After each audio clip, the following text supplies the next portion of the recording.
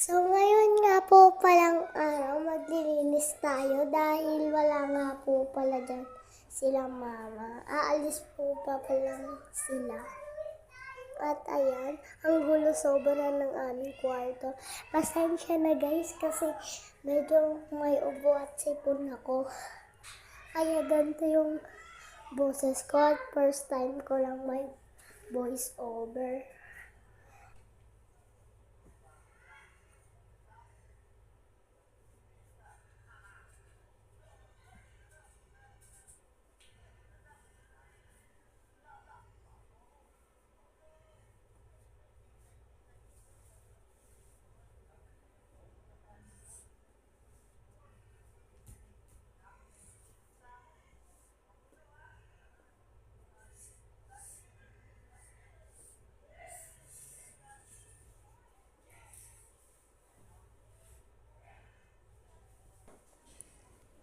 So, ayan nga po pala, sobrang kalat niyan.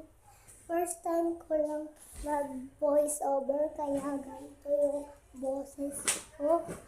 Kasi nga po, wala po ako ginagamit na cellphone, kaya sa TikTok lang ako. Ayan na nga, tinutulungan na nga. Dapat yung kumot natin, huwag na, hindi mo tayo mayaman. Sobrang nga pong ingay dyan dahil nag-aano po kami, naglilinis at sinasabi ko po sa kanya na huwag pong maingay dahil magbo-voice over po ako. Kaya yan, tumahimik na lang po siya muna. At saka, iiwanan nga po pala nga kami nga nila mama. Kaya po, sorry po kasi paputol-putol yung voice over ko kasi